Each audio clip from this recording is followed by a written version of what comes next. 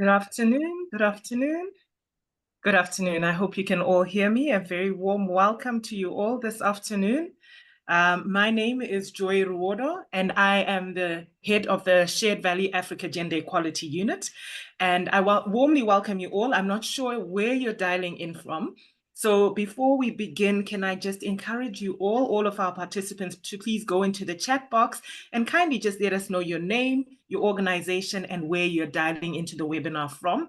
I'm the head of the Gender Equality Unit at Shared Value Africa, and Shared Value Africa is a Pan-African nonprofit organization that is based in South Africa, but we do have an office in Kenya, in Nairobi, and we have an office in Lagos, Nigeria. Our mission is to foster sustainable economic growth and social development by creating shared value, which is really just the concept of unifying profit with purpose. At the core of our mission is the empowerment of women and youth, and that's why today we're very excited to be hosting the African University's Gender Equality Forum. We believe that gender equality is not just a social imperative, but that it's actually a powerful economic driver.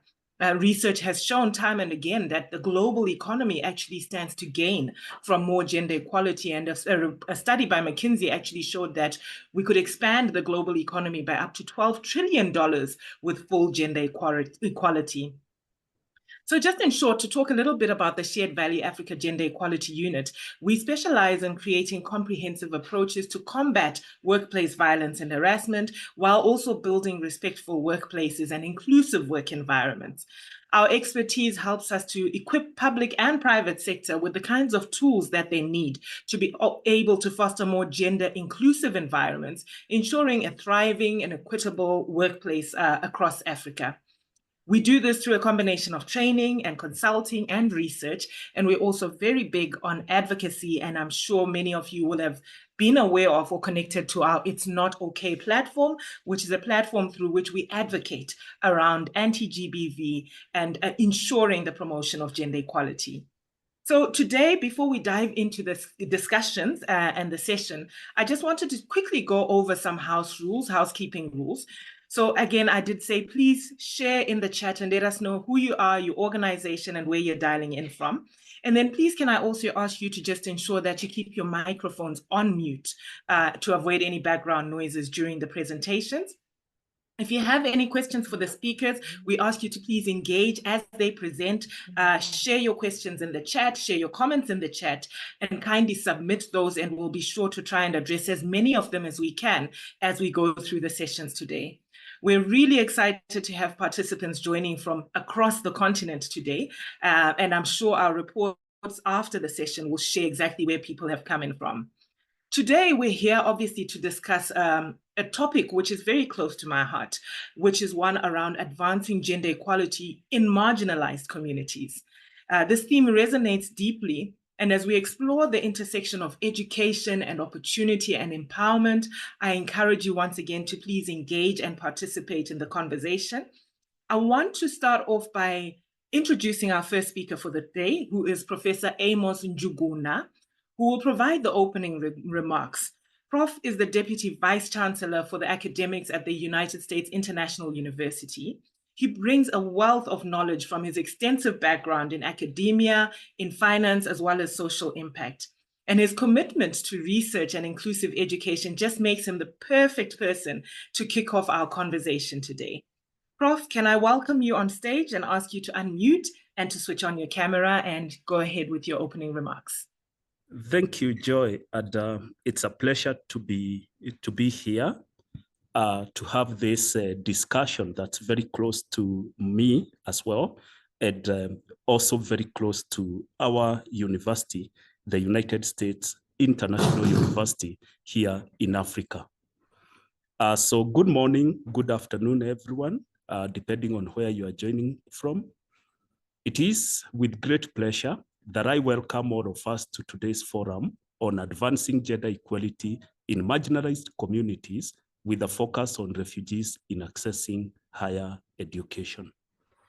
As we gather in this virtual room today, we have a common purpose: to explore, discuss, and take actionable steps towards ensuring that higher education is accessible to all, particularly those who face the greatest barriers, that is, refugees and marginalized communities. This topic is not just close to our hearts, it is essential to the very fabric of a just and equitable society. I would like to take this opportunity to provide an overview of why the United States International University Africa has chosen to be affiliated with and co-host this significant forum alongside Shared Value Africa. USIU Africa has always stood as a center of inclusivity, innovation, and academic excellence.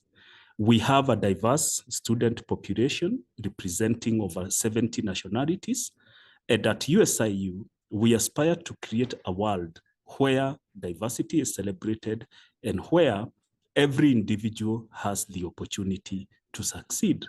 Most importantly, we support and address barriers that hinder education.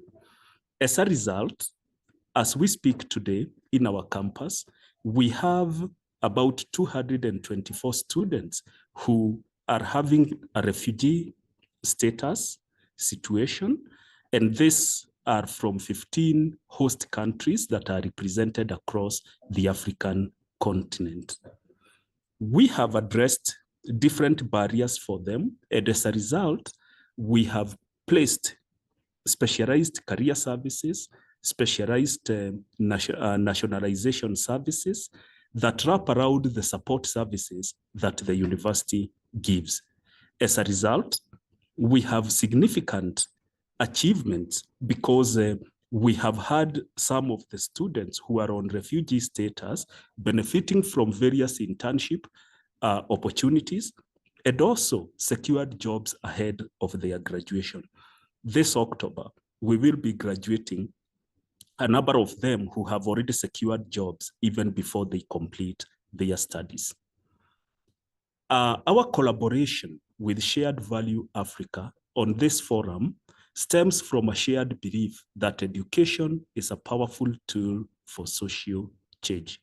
At USIU, we ensure that all students have the same experience, whether they are from marginalized communities, they have refugee status, regardless of their disability, we ensure that these students have that sense of belongingness, and we create that campus for social change. We go ahead to bring these students on board, and this is why the collaboration with Shared Value Africa becomes important.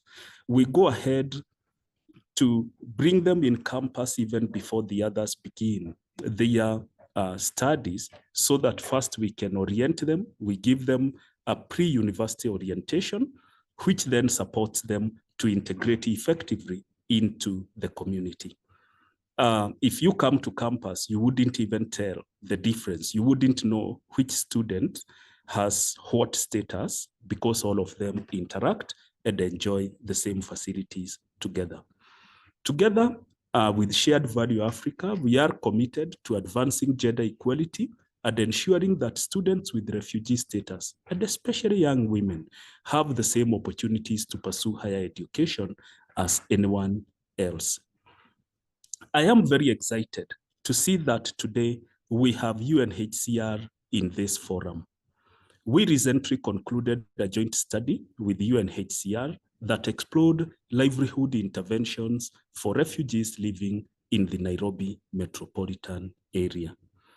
Ladies and gentlemen, let me mention that when we did this study, and as a researcher who participated in that study, I saw the immense opportunities, both economic, social, that refugees, people with refugee status can exhibit if systematic barriers are dismantled.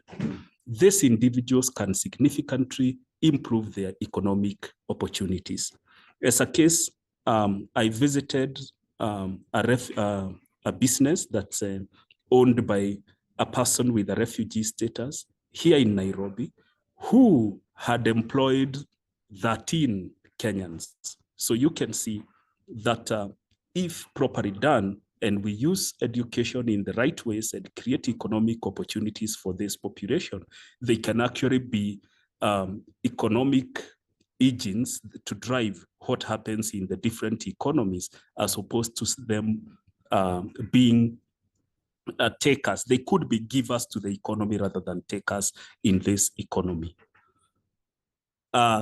This forum represents a critical step in our journey. It's a platform to exchange ideas, share best practices, and most importantly, develop concrete strategies to ensure that higher education is not a privilege reserved for a few, but a fundamental right that's accessible to all. And this is what we believe as USIU.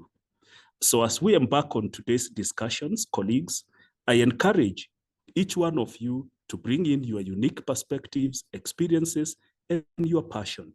Let us challenge one another, inspire each other, and most importantly, let us commit to actionable outcomes that will make a real difference in the lives of those who need it most.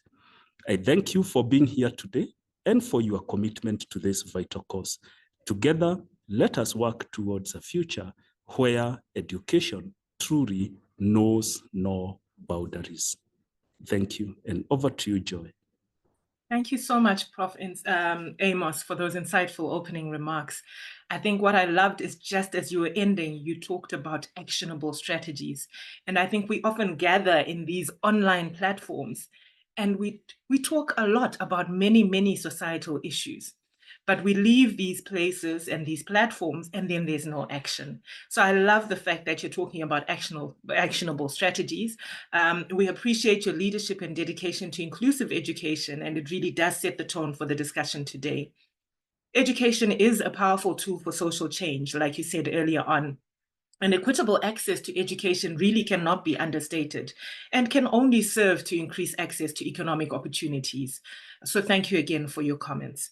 What I'd like us to now do is to engage our audience a little bit. For those who may have joined a little bit later, my name is Joy Ruodo, and I'm the head of the Shared Value Africa Gender Equality Unit. Would like to engage you in a poll. Take a moment, please, to participate. We want to ask a question. And the question that we have for you today is, do you believe that universities have a significant role to play in increasing educational access for refugees? Please go ahead and enter your comments, enter your response into the poll.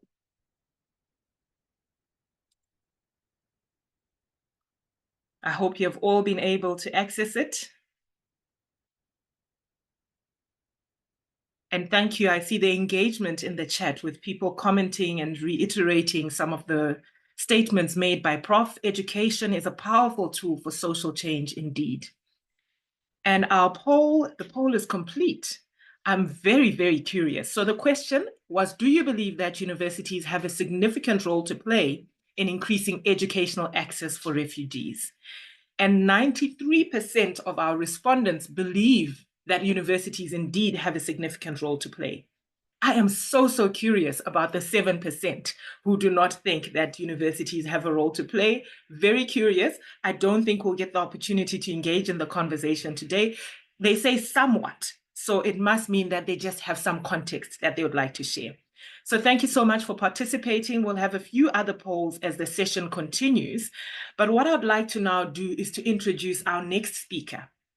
And our next speaker is none other than Nancy Aburi, who is the Chief of Private Sector Partnerships for Africa at UNHCR.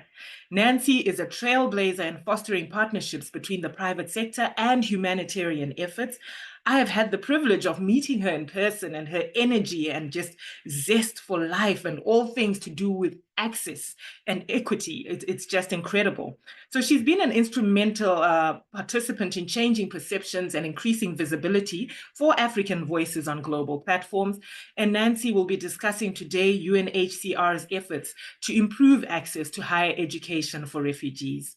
Nancy, can I welcome you on stage and invite you to unmute, turn on your camera, and please proceed.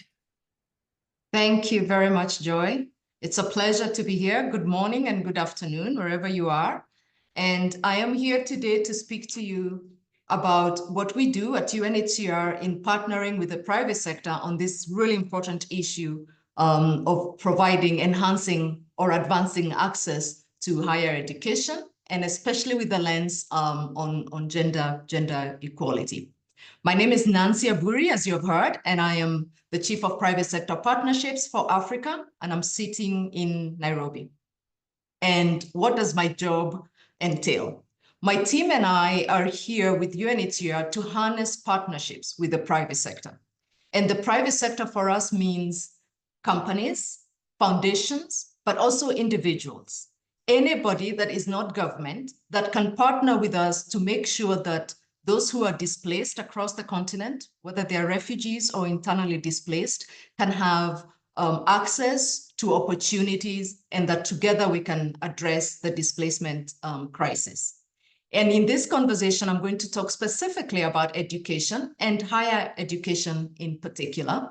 And I'll be looking at what can private sector do. I only have 10 minutes, so bear with me. I want to bring in a few stories that illustrate what we do and why we do it, and the passion that we bring to our work in doing that. And so to frame it, what are some of the challenges that those who are displaced face when it comes to education? And the first one is disruption to their education. Whether you're a refugee or you're internally displaced, there has been a reason why you've had to move from home. And quite often that includes, actually almost always 100% of the cases, if you're in school, that will result in disruption to your education. And then it means you move to another location, either within your country or beyond your borders in search for safety. And it takes a while, usually, before you can resume back your education. You're quite often, for refugees, they move into other territories where they don't speak the language. You may be have been studying in French, and then you find yourself as a refugee in Kenya, different education system, different language. And that is one of the major barriers, disruption to education, either because of movement, but also because of language barriers and different education systems. And then we also have some quite gender-specific obstacles that face both boys and girls. And a lot of these are actually, come from also some of our cultural norms. As in Africa, we know that this is an issue not just for those who are displaced, but for our own host communities as well. Boys are expected to take care of the cattle if you come from a herding pastoralist background. Girls are expected to do more housework. Girls are expected to be married at certain age in certain communities. Those things are not unique just to our African context. It is the case for those who are displaced as well. But one of the ones I really like to talk about, and especially the one that I see where private sector can come in very heavily to help us with solutions, is when we talk about access to education, and especially higher education. Because if you're a refugee in a place like Kenya, most of our host country governments are they're very welcoming. You can access free primary education. You can access secondary education to some extent. But when it comes to higher education, this is where the opportunities really narrow down. And what happens, and unless you have a scholarship, or unless your family is able to pay, you do not have access to many of the opportunities that are there for host communities. So you do not have access to school loans, for example. And this is where we see that really refugees and marginalized communities, and especially if they're not citizens of that country, the percentage of students that make it to higher education is really narrow. And I would like to talk about one thing that personally drives me, especially when I'm doing the work that I do, is that as we try to improve access to higher education for those who are displaced, that we do not kill optimism and hope. For all of us, education we talk about education quite often being an equalizer. We talk about education being the path to success for our own families. For myself, this was the thing that I was taught by my parents, that if you do well at school, you can then have a life for yourself. But when it comes to those who are displaced, quite often we limit their dreams. And here I want to share the story of Halima and Abdi, two refugees I met about 3 years ago from Dadaab refugee camp. Halima, not her real name, Abdi, his real name. Halima was about 23 when I met her. She had dreams to study to be a doctor or a pilot. Those were her top options. But when it comes to the opportunities that are available to her, including the scholarships that we are very limited scholarships that we're able to offer refugees sometimes, we were pushing her towards studying for a Bachelor of Arts because that is what the donors wanted to fund, and that is the program that we have. And when I met Halima, she said to me, I'm really disillusioned. When I was 13 in the refugee camp in Dadaab, you talked to me about keeping focus on my education. I was one of the brightest kids. All of you talk about staying in school, don't get married early, follow your dreams. And I did. I stayed in school. I then qualified to go to college. I'm qualified to go study medicine. I'm qualified to go be a pilot. But the only opportunities available are in these 3-year degree courses, and nobody wants to sponsor me to pursue my passion and my dream. And now I don't know whether staying in school was really worth it. My age mates were married off, sure, but they had the peak of the best husbands. Now at my age, I cannot get the job that I wish I'd had, but I also cannot get the husband that I wish I have. My chances are to be married as a second wife or something else like that. And it was really disturbing to me to hear that. Abdi, when I met him, he was a volunteer teacher in one of our refugee camps. He had qualified to study pharmacy at the University of Nairobi. But once again, the options available to him was to go to a different course because that is what the donors again are funding. And it took the effort of very many of us in our personal capacities to make sure that Abdi got to college and studies pharmacy. And so this is what I mean. When we work with the private sector and with others, how do we make sure that we do not limit the dreams of really well-qualified young people that are going, as Professor said, have so much more to contribute to the communities that they come to. And so my next point is then, what can private sector do about this? So this is this case, but what can private sector do? What are we asking the private sector to do and to support us in doing? I think the first one, I've already alluded to that, is opportunity for scholarships, more scholarships, but flexibility with those scholarships so that we actually meet these communities where they're at. If a young lady like Halima is qualified and dreams to become a doctor, that we can support her to become a doctor and that we don't steer her in other areas because that is all that we can afford. That our scholarship programs should not be so limited to see the potential of these young people. Mentoring and coaching. Prof gave the wonderful example of what is happening at USIU. And I think this is so important to think about it, to think about the journey when they come into school, their needs in school, but also where they're going to go, their internship and job opportunities that follow. Because of their status, it's really important. I have met many young people who spent 4 years, maybe they were lucky enough to get the scholarship, and then you spend 4 years in a brilliant institution like USIU or others. And then at the end of those 4 years, you have to go back to a refugee camp because you did not secure an internship or a job. And so when the private sector comes to partner with us, we want to encourage them to think across not just how we're building the pipeline in secondary schools to make sure we have more students qualifying to go on to higher education, but that we can accompany them on that journey throughout higher education, to matching them up with mentors and coaches, and they get internships and they can end up in jobs as they move on. And I'm really happy that we had our first poll on what institutions can do. Joy, give me the opportunity here to hope that I can convince the 7% who think that institutions have somehow something to do to contribute. I'm very glad it was only 7%, but let's see if we can win them over.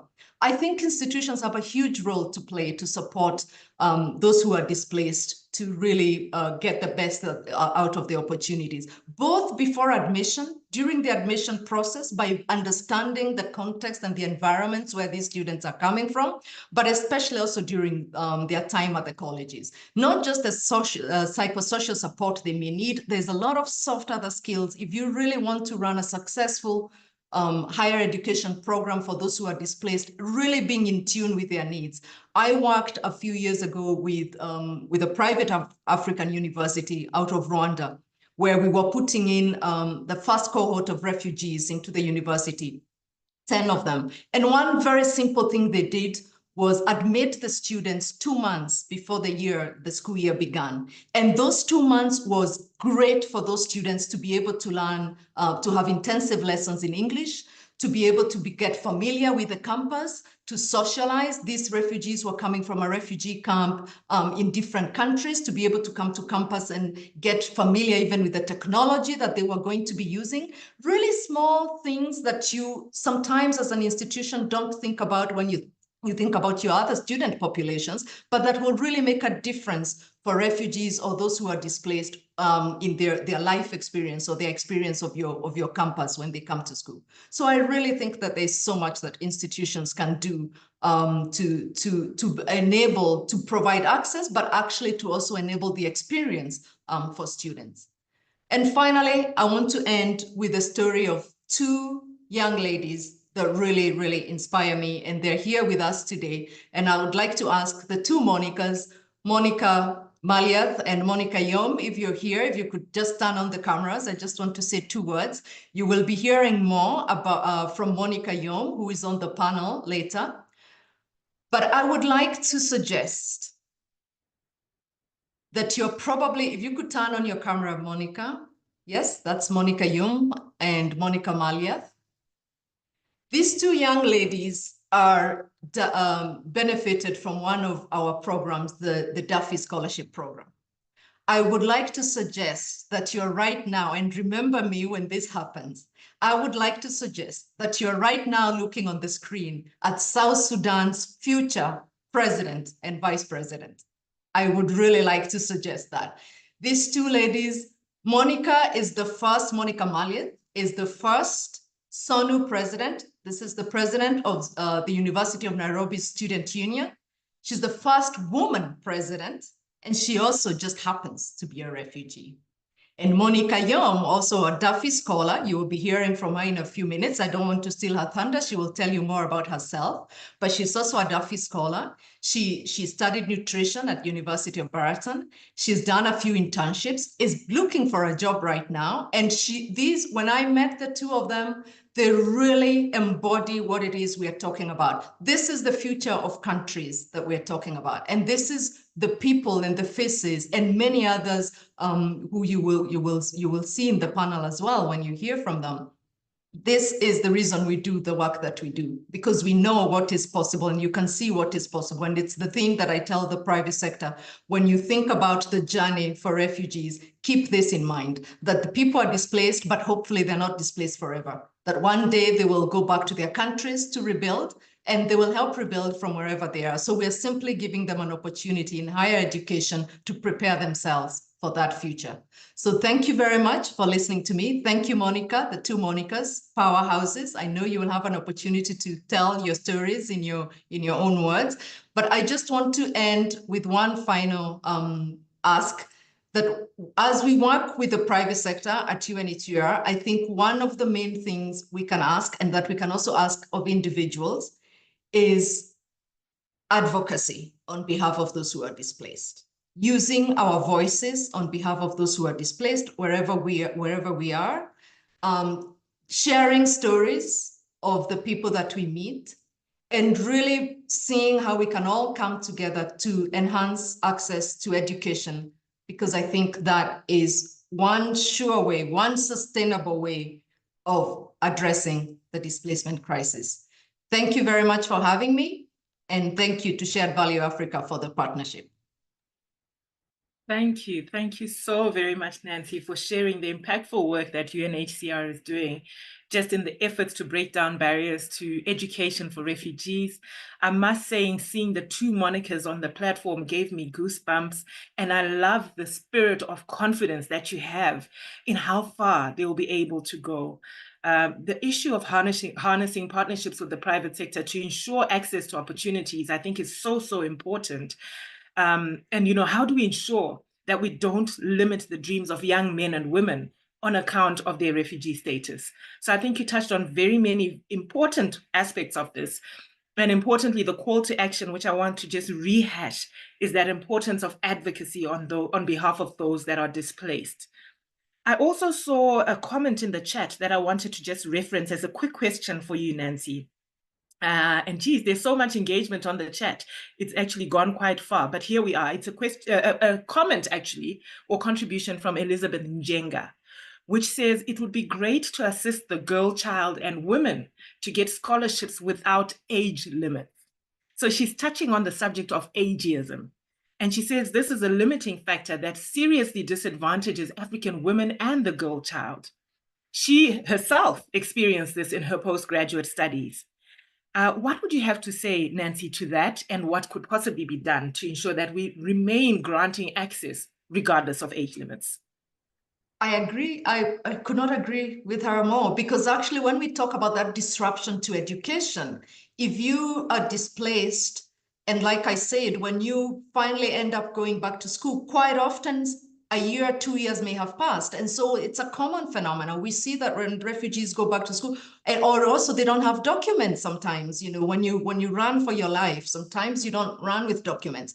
So even to prove your age becomes sometimes an issue and a problem. And all I can say is I really agree that we need to see more flexibility with donors, with partners, to think about solutions that are really sensitive to the reality of those who have been displaced.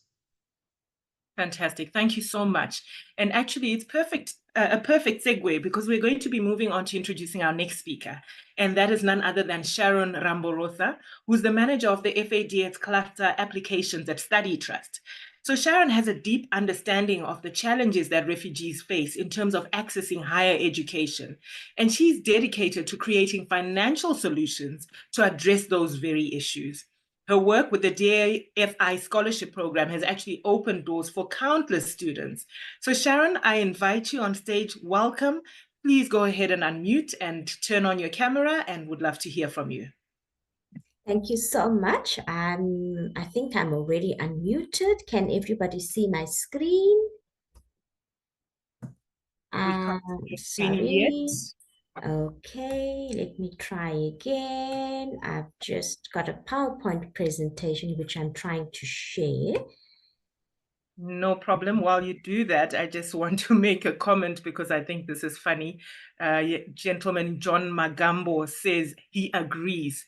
Learning till kingdom come is necessary.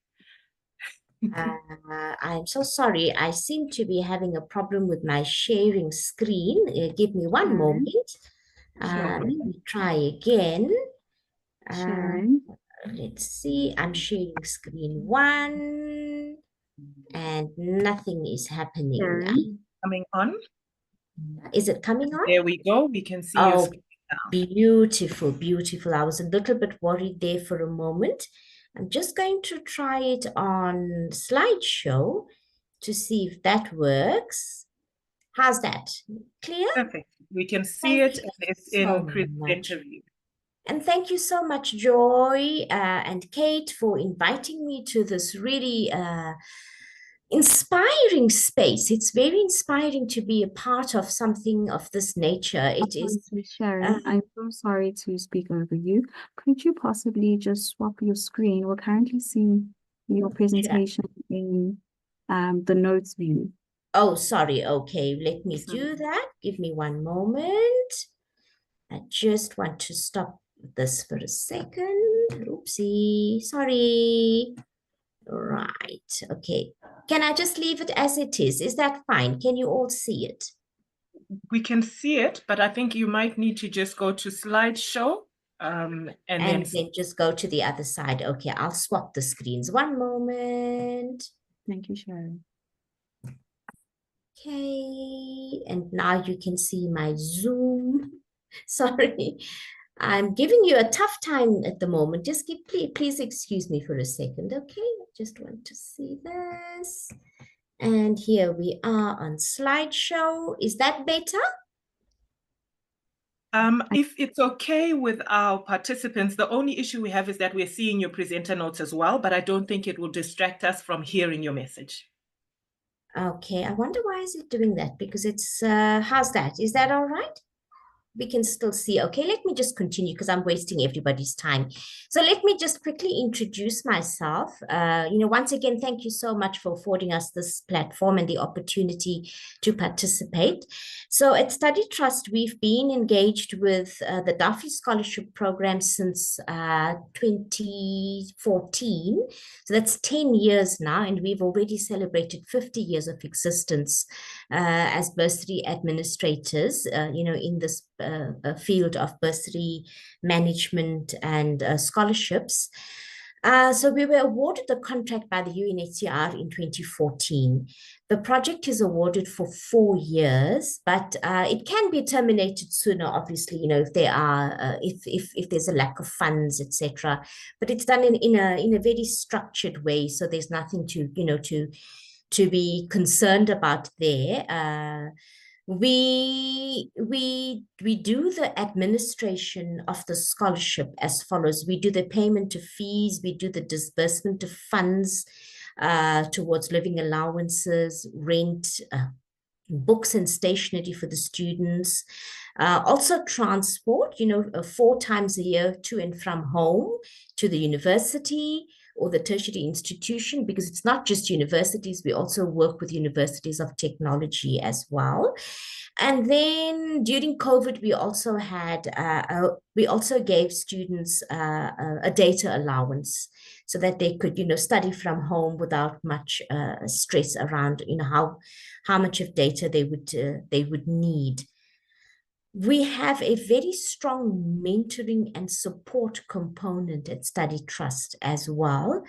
And the refugee students are also incorporated in this program. So we don't distinguish, or we don't isolate the refugee students from any of our programs. They participate as normal Study Trust students. Whatever we do for a Study Trust student, we do for a refugee student as well.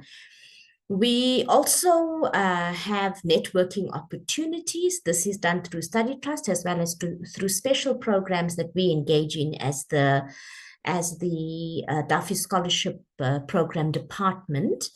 And we also engage in outreach programs with schools, universities, communities, refugee communities, as well as other partners that engage with the UNHCR. And of course, the team is also engaged with advocacy programs as well. So currently, we manage and administer the scholarship in Eswatini, Namibia, South Africa. Botswana and Lesotho are in the pipeline. We're just waiting for funds. The process is this. I'm supposed to be speaking about finances. So we get the finances from the UNHCR. We don't go out and do any campaigning for financing on our own. If anybody shows an interest in the Duffy Scholarship, obviously we would refer them to the UNHCR. So we do engage with the refugee communities throughout the year.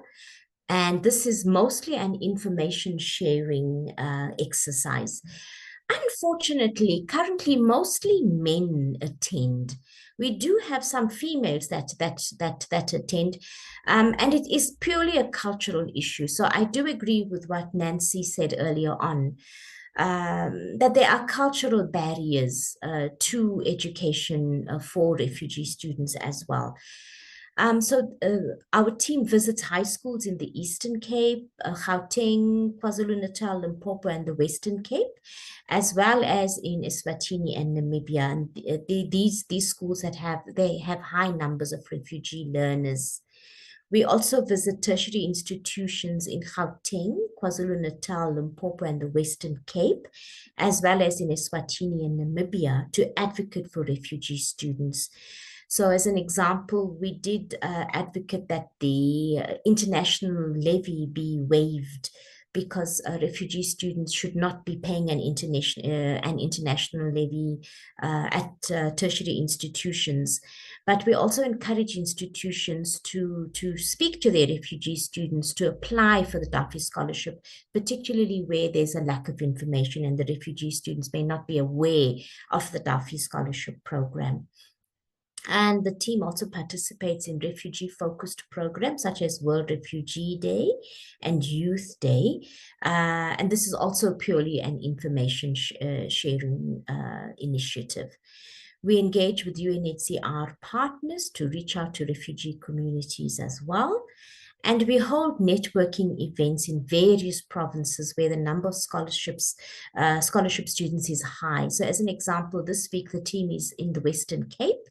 We are engaging in one-on-one mentoring conversations with students. They are not only refugee students, they include normal study trust students as well, South African citizens. But next week, the team will be going out on what I would call outreach to schools in the area. They will go to the tertiary institutions in the area as well, just to discuss opportunities for the refugee students. But we will also be having a lunch where we introduce our current refugee students to the alumni. And this is a networking event where the students, those who are the alumni, they share their experiences, their successes, their challenges. It's there, they are there to motivate and also give a little bit of hope, share some of the positive stories. So the scholarship process is that we call for scholarship applications. So the call for scholarship applications goes out to it goes out from the UNHCR. As of last year, applications are submitted on the Duffy online platform, and candidates are screened according to the criteria provided by the UNHCR. Shortlisted candidates are interviewed by a panel from the German Embassy, the UNHCR Study Trust, and UNISA. If they are successful, they are contracted and allowances are dispensed. We do need all the necessary documents. But this is an important criteria for the meeting today, is that the UNHCR has a goal to fund 60% females and 40% males. This is because they are trying to reach their 2030 goals, more females than males at the moment, because previously the bursaries were given to more males than females. We're trying to right the balance, but also to create more opportunities for women, because research has shown that, when you do create opportunities for women, it does impact on the larger community. Just basic information. So it's important to note that these students on this, they are not all new students. So we started off in 2014. We had 45 students on the program, of which 19 were females. 2015, we went down to 42. Three students failed. They did not make it. Unfortunately, they were all female. And what happened was that we had, and there were 16 males as well. 3 of the males did not make it as well. These are not all new students. Some of them are new and some are continuing students.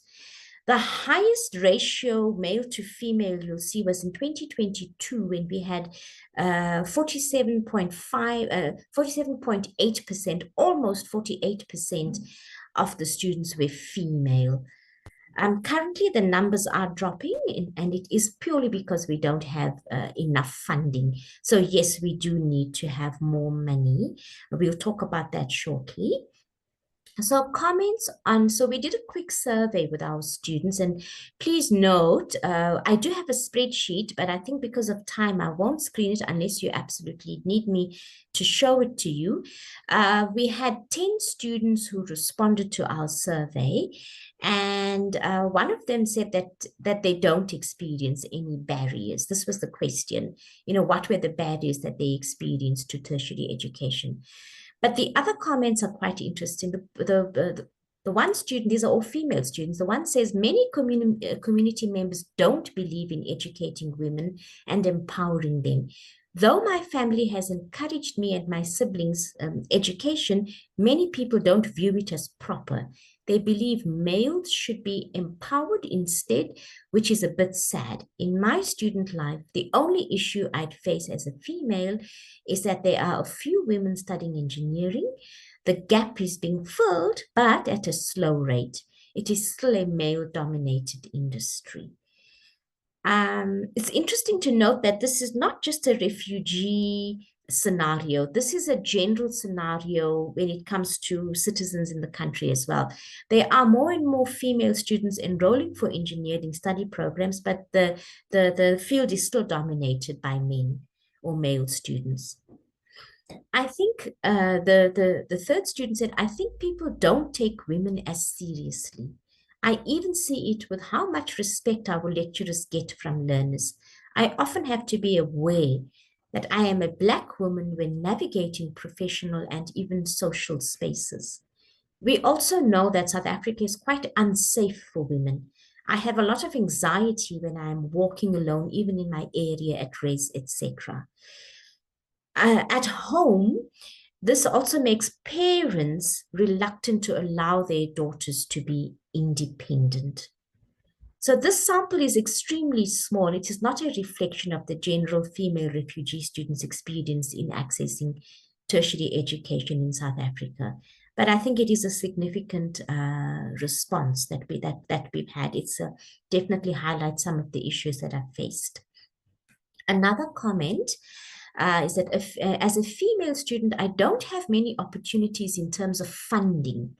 Not when most bursaries in South Africa want to only fund citizens. Getting employed as a refugee is 10 times worse than the current situation out of employment. This is why Study Trust has been the light in many students' lives.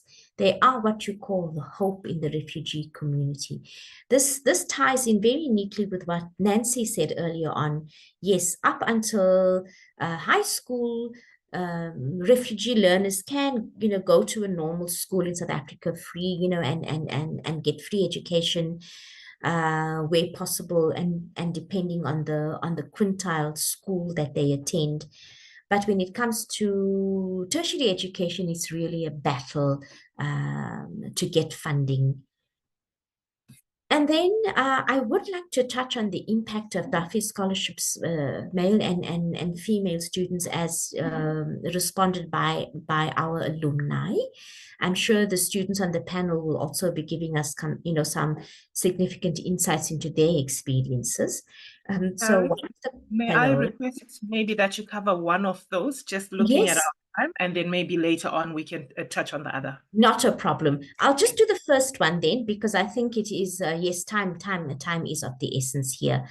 The Duffy Scholarship Program has not only had a significant impact on my life, but has also transformed the lives of my family. Hailing from an economically disadvantaged background, I harbored a dream of pursuing higher education, particularly a university degree, when I left the Democratic Republic of Congo. Upon arriving in South Africa, I had completed only my matric, and I understood that securing a decent job here would necessitate at least a degree. However, my parents couldn't afford to cover my tuition fees. Duffy emerged as the beacon of hope that enabled me to realize my dream. They generously awarded me this remarkable scholarship, and I will forever be indebted for this to Duffy for this opportunity. So I'll stop there. I will end the slideshow and stop sharing if there are questions. Is that okay? That's perfect. Thank you so much, Sharon. So what we'll do, and we've really appreciated the insights that you've shared and just highlighting the financial challenges and solutions in the space. What I think we'll do, just to looking at our time, can we go ahead and pivot to the poll question number 2? And then Sharon, with questions, people are populating questions in the chat.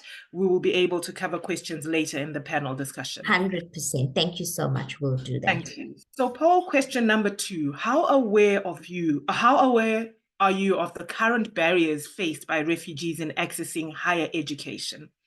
So how aware are you of the current barriers faced by refugees in accessing higher education? Answers: not aware, somewhat aware, or very aware. Please go ahead and respond. We look forward to seeing what the responses say.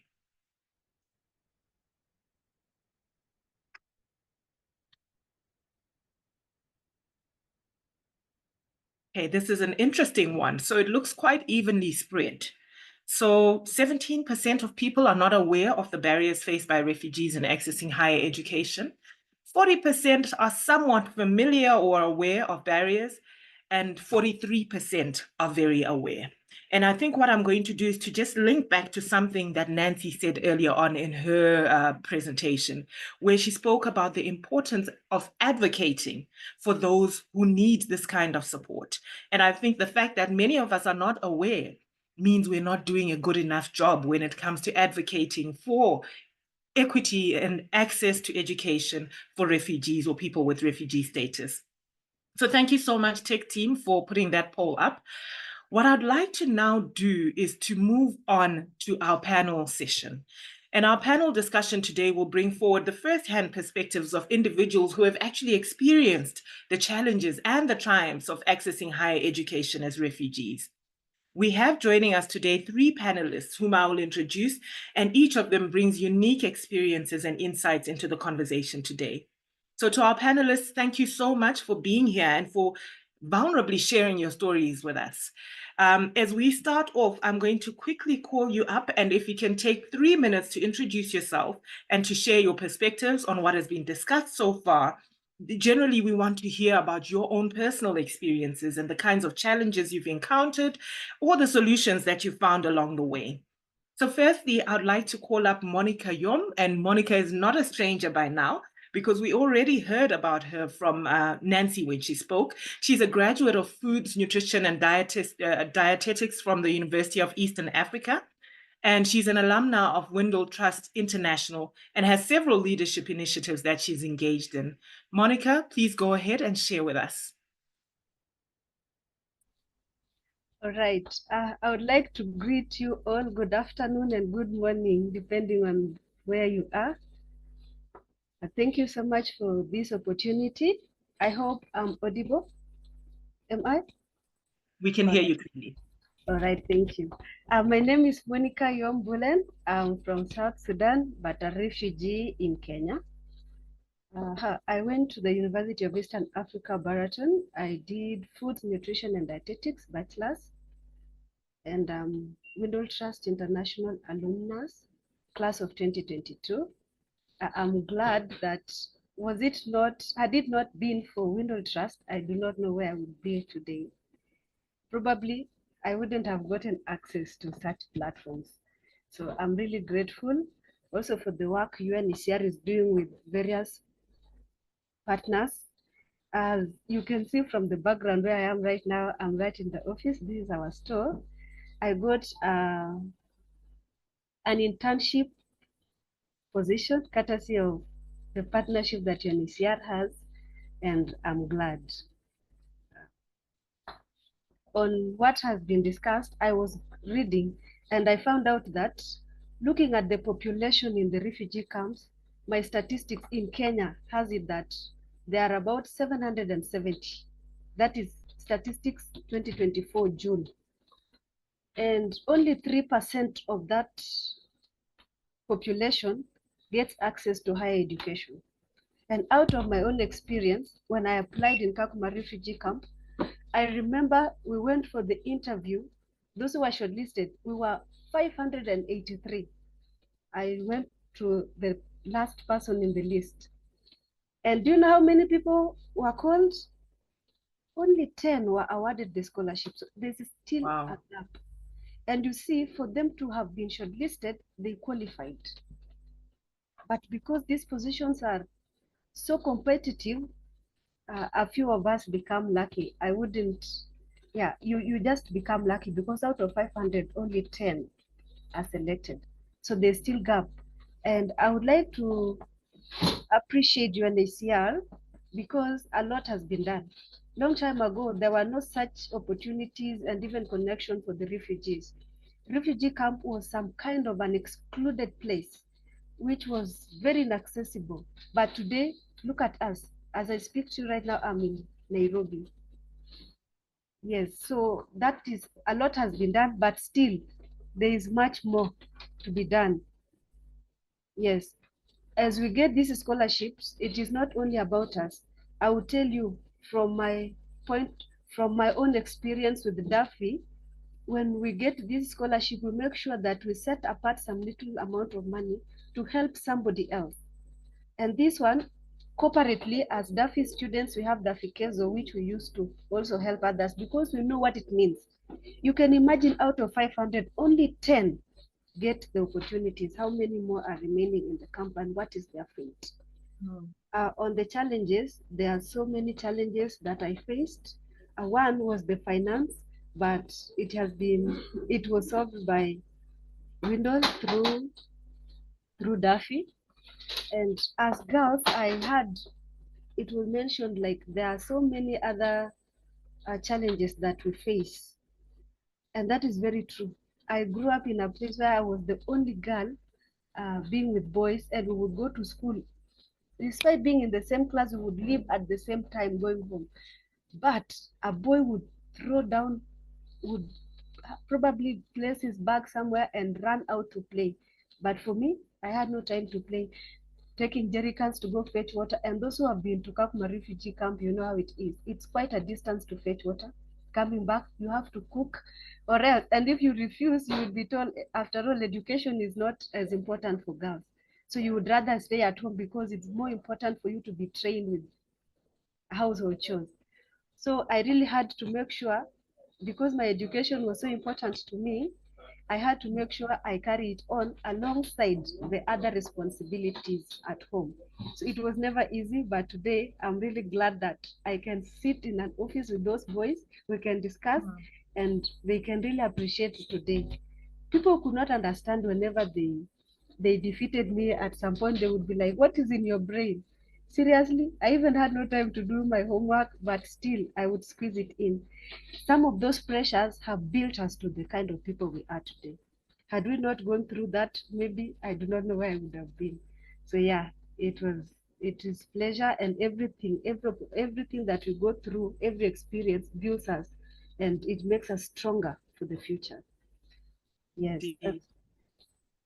Thank you so much for sharing those insights. It's remarkable. And you know, when you speak to having over 500 applicants and only 10 being selected, it's telling me two things. Number one, yes, the limitation of opportunities. But number two, it also says how remarkable you are to make it. And so I think when Nancy was talking about you being a future president, we expect to see you up there. So congratulations on everything that you have done thus far and everything that you have in store for you. I'd like to now welcome our next panelist, who is Jacob Alea, Jacob Jan Alea. He's the founder and CEO of Convive Education Initiative for Refugee Children. Jacob, can you unmute and tell us more about yourself and also share your perspectives on what has been discussed so far? Thank you very much, everyone. Thank you, Joyce. Good afternoon, good morning, good evening, wherever you are. My name is Jacob Yen. I'm the CEO of Convive Education Initiative that support refugee children access quality primary education.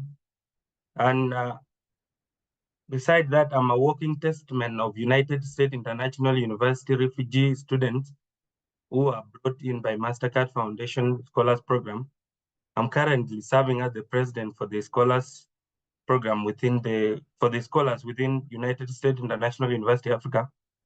And happiness comes to me when I see people like Monica Malisa and Monica Yom talking about how they toil to get through, because being a South Sudanese and knowing the various culture posed on the young ladies, it's difficult.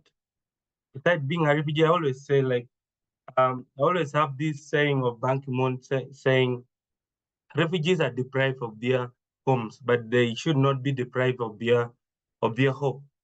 Meaning, refugees are people who have survived, and they are people who can create the future. Meaning, our future as refugees lies within our hand, and that being refugees cannot force us to know light. And so, whenever I always go back to the camp, I tell people I'm a walking testament of that. There is always light at the end of the tunnel, because how did I access the higher education? And must it, I'm not been for MasterCard Foundation Scholars Program. I couldn't know where I could be now. It happened like in 2013, 2014, we had to flee home because of the war.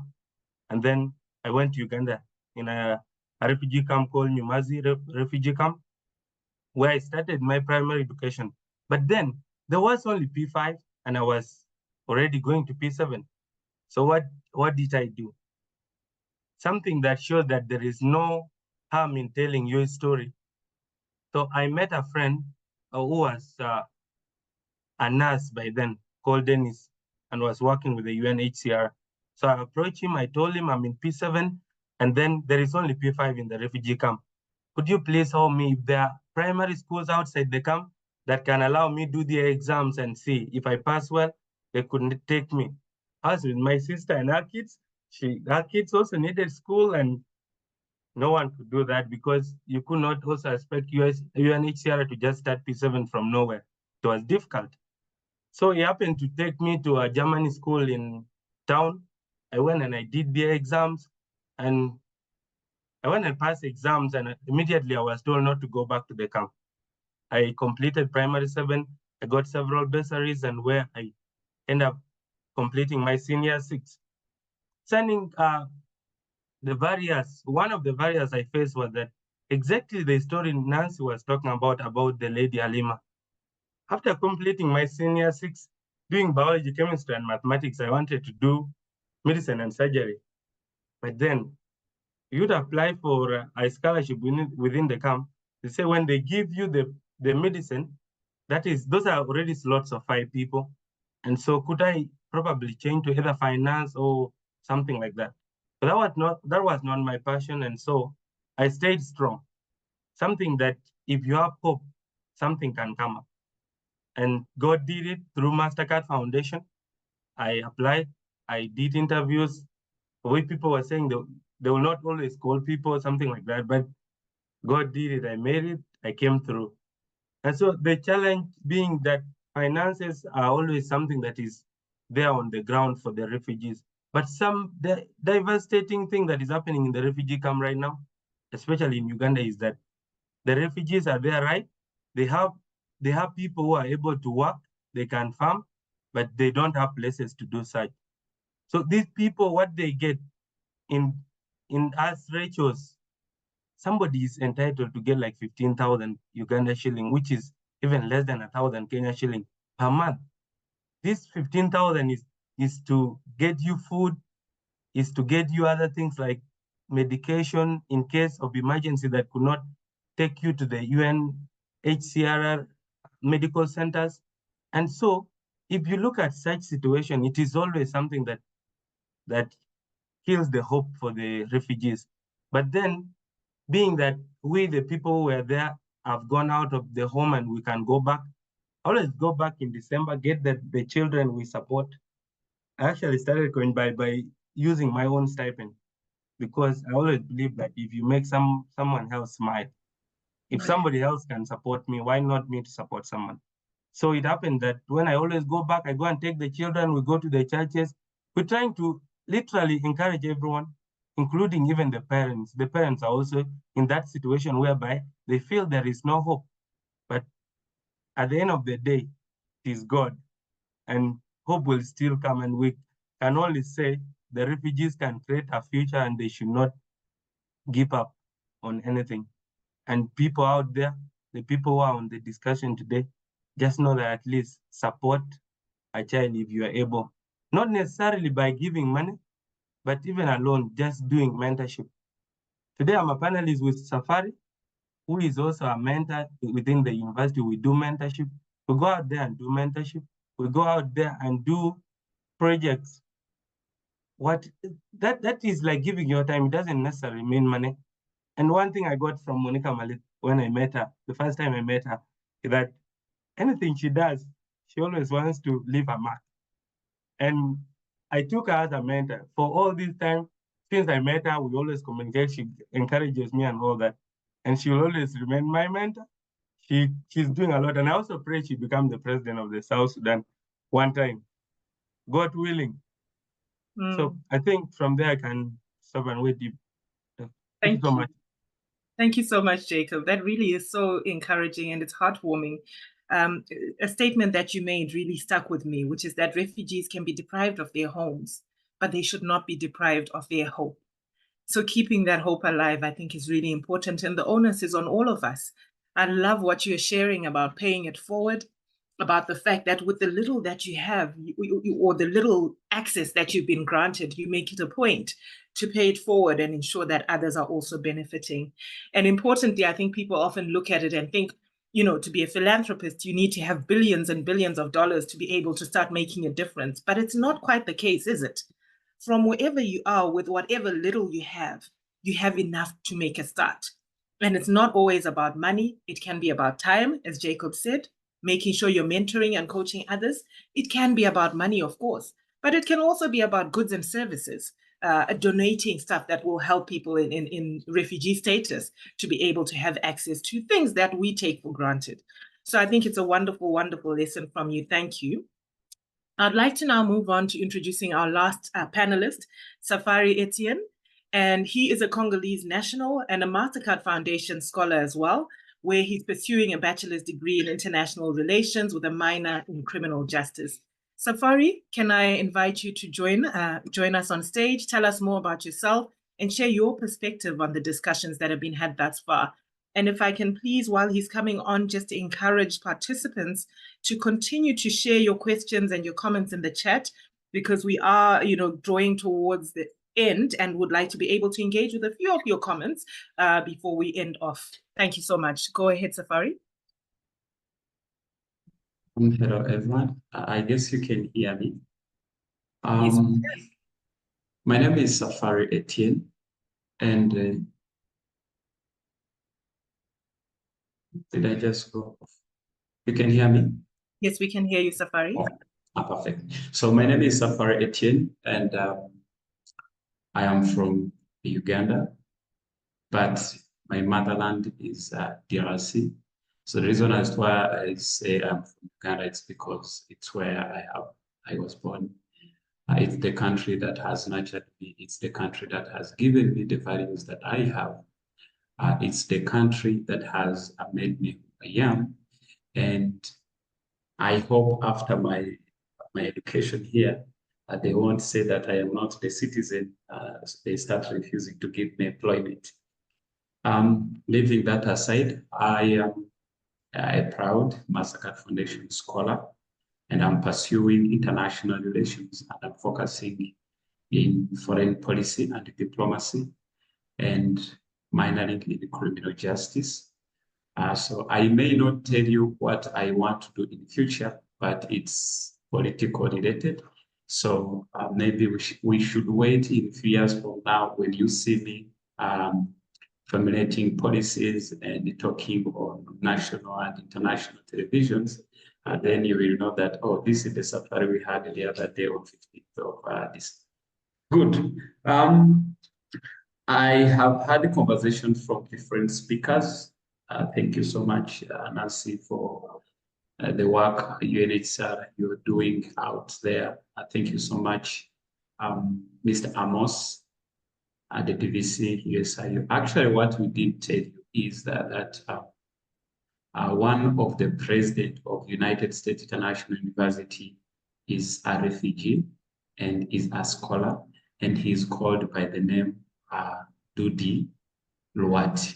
So you can see how refugees are passionate, how refugees can take leadership positions, and how refugees have the knowledge and wisdom that is required in all the sectors or in all various areas. I don't know whether I should give my background. It's quite fascinating. So when I got done with high school, I want to go to high school. Okay, so I'm from a political oriented family. And so all the time we used to be up and down all the time. And even when we were still in Uganda, because my dad had served in DRC, the political space. So we never stayed with him because of political issues. They could like, oh, so they may find him and then they come for us. So we stayed with my mom. And up to now, actually don't identify ourselves using my daddy's name just because of that thing. Very bad, but it's fine. So when I go down with my high school, there is this guy, he's called Martin. So he's one of my friends. He told me, do you know about Massacred Foundation Scholars Program? I was like, oh yeah, I know about it.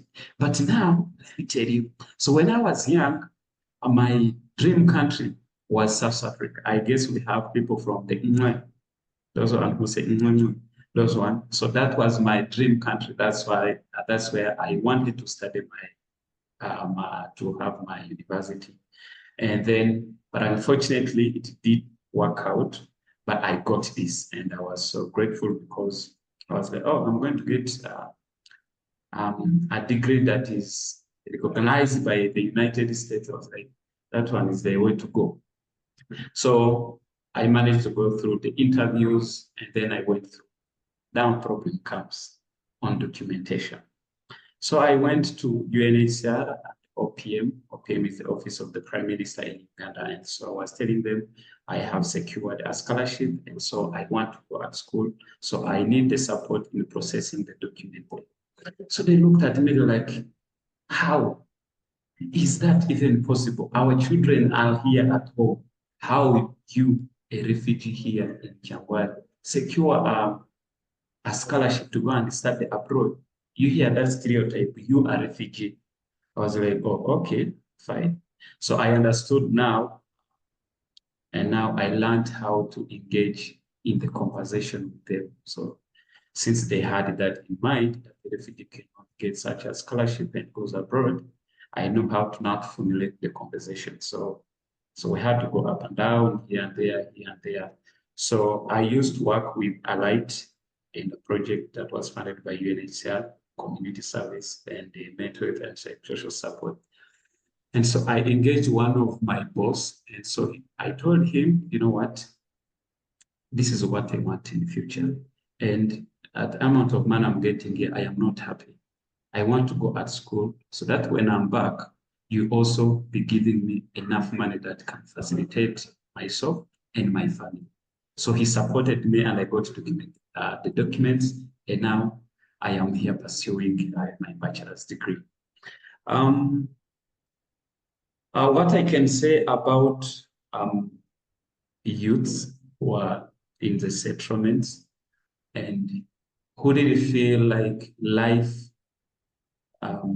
may not be what they want, I want to give them hope. I was never hopeless when I was a child. I knew that one day I'll be where I want. And so I had to put much effort to study primary and high school so that when any opportunity comes, actually in my mind, I knew that I'm going to study on a scholarship. I knew it when I was in, because I was like, my mom is here and she cannot afford tuition. So what I need to do is to make sure that I am smart enough to get enough points so that when a scholarship comes, they have no excuse that, oh, I did not perform well. So I wanted to beat them before it comes. So I did my thing very well. And so this is my encouragement to you, that your dream will come true if you work hard and smart. And then we have different opportunities that comes and they find when we are not prepared, like the Duffy Scholarship. Duffy Scholarship will not take you if you don't have the points that they want. So it's about you now. Self-realization. What do I want? What do I want in the future? Do I want to be like my mom or like my brothers or like my what who are still struggling in the system? Or do I want to change my history? Apologies, can we just have technical mute the person who's unmuted at the moment? Thank you very much. Sorry, Safari. You can continue, and apologies, I also have to warn you about our time. Okay, good. Thank you. Sorry. So we have opportunities that come and they find when we are not prepared. And so what I could encourage my fellow brothers and sisters is let's take education serious on the lower stage. The primary and high school determines much where you are going to. Because we are talking about higher education. But the higher education has to come when we have the lower education. If we do not have the lower education, then it's going to be very hard for us now to access what? The higher education. Someone gave statistics and they were like, only 3% the refugees goes for higher education. And this could be the reason why. So Massacred Foundation Scholars Program went in my village, in my settlement, to look for people to support them. But unfortunately, which is very bad, they found that actually we are only here 3 girls from my community. And when I reached here, I told the program director, whom I call my mom, Miss Lynette, I told her, Mama, please, we need to go back in the settlement and empower these young girls.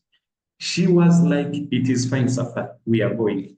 Unfortunately, when we reached there, we couldn't get people who got the points that Massacred Foundation needed. So this could be a calling to United Nations High Commissioner for Refugees.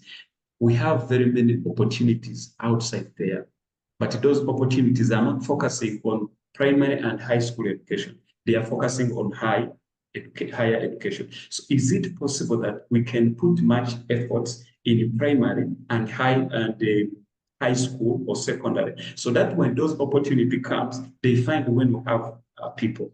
Because it was so sad that I couldn't produce 5 ladies to come and join me just because they could not get a good education from the grassroots.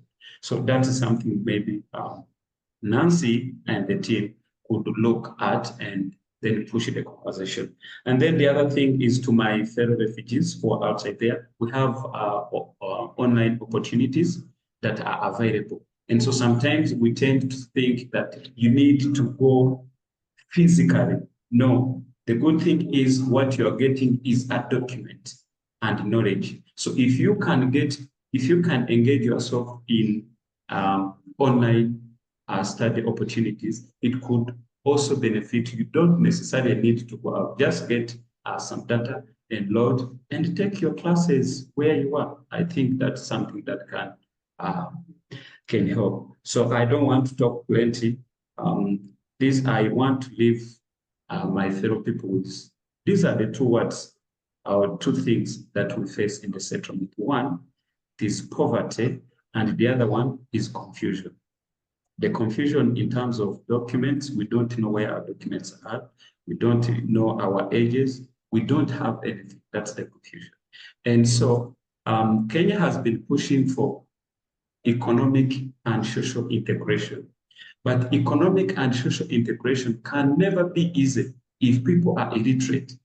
First of all, they will not be understanding the conversation you are bringing on the table or you're talking about. So we need now to empower them, and empowering I'm talking about is higher education. Thank you so much for God and my country. Thank you, Etienne. And you've shared such interesting and different context around this. We had a series, for the benefit of our participants, we had a series of questions that we had posed as potential aspects for the team of panelists to engage in. And I feel like they've done a very good job of covering, their personal experiences and the life change that has come about because of accessing higher education and how it's impacted their lives. And they've also talked to some of the financial challenges that they've encountered and how their community or family supported them in their pursuit of higher education. So I'm not going to necessarily pose any further questions because I'm looking at our time. And we actually need to go towards a poll 3. However, a question was asked in the chat earlier on about whether resources will be shared from this webinar. And I'm glad to say that we will send an email afterwards, probably in the coming week, which will have information from the webinar, and it will also have a link to access the webinar itself. And there may be a few questions that we didn't manage to get to, like Safari was talking about the early childhood development and how that might be a missing link, because by the time we're trying to look at interventions at the tertiary level, it may be too late and continues to hamper access to opportunity. So we will try and engage and tackle all of those. But can I ask our tech team to please assist me with opening up the last poll that we have? And the last poll that we have today, question is, are you interested in participating in further initiatives or discussing on this topic?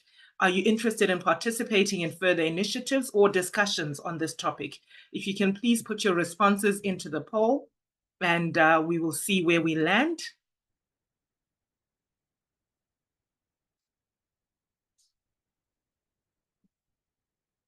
I think we're waiting a few seconds to have everyone respond. And this is very exciting because it sees everyone is interested in participating. And I always go by a lesson I learned early in my career. If you see something, own it and be part of the solution. So it encourages me when I see that 96% of the people on the call today are interested in participating in further initiatives. I won't say much about the 4%. Very curious to see what you're engaged in that is not of priority, as much of a priority as today's conversation. I want to thank all of our panelists for their insightful contributions, for all of our speakers. And I want to leave time, Kate, if that's okay with you, Kate, to come on board and share some closing remarks and takeaways from today's session. Thank you so much again to our panelists. Thank you so much, Joy. I feel like we didn't have enough time, and even 3 hours will not have been enough. There's so much that has already been raised. There's the greatest hope that I have for us all is that this discussion has helped us at least gain more awareness about some of the things that we take for granted, and even the ways that we can be able to participate in helping our brothers and sisters who have been deprived of their homes. So I would really like to thank USIU for agreeing to co-host this event with us.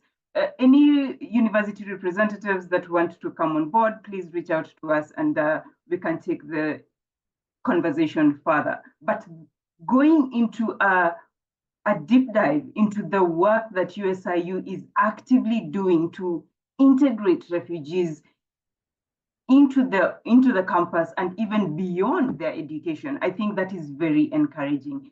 Thank you so much, Nancy, for raising awareness about the funding and lack of flexibility. That is something that I think I was very ignorant about myself. So thank you for raising that awareness and for introducing us to the next president and vice president. I think I'm among the people who are very excited that we got to meet some future leaders. So all the best to you, Monica, and we look forward to even voting for you in spirit, if I can say that. Then over to Sharon. Thank you for taking us into the logistics or looking at finances in a different way. How is money distributed to the refugees? And the fact that it is not just about tuition, but actually looking at it holistically. We really thank you for the efforts that you're doing. And we're hoping to see you on this side of the continent.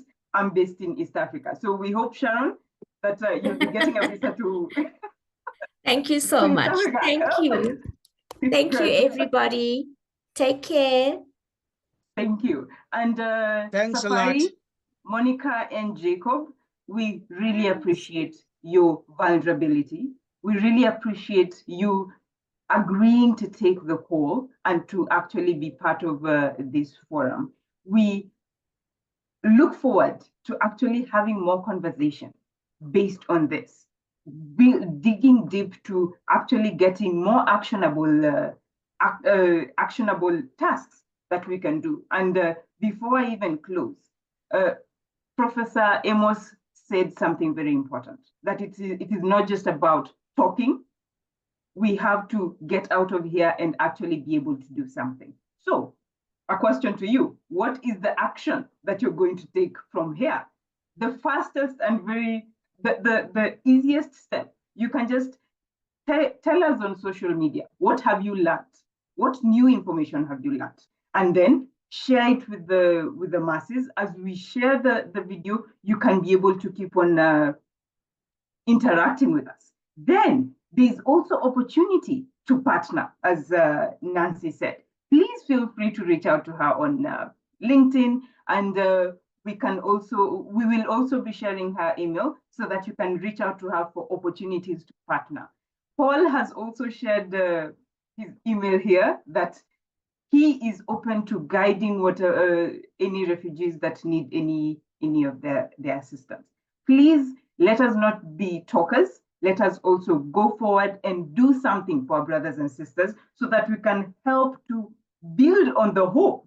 They will be taking over a lot of these leadership opportunities. I will be in the courtiers, encouraging them to all live up to the hope and to the dreams that they have not let to die out. So thank you all so much, and we hope to see you in our next iteration of Africa University Gender Equality Forum. Goodbye. Bye.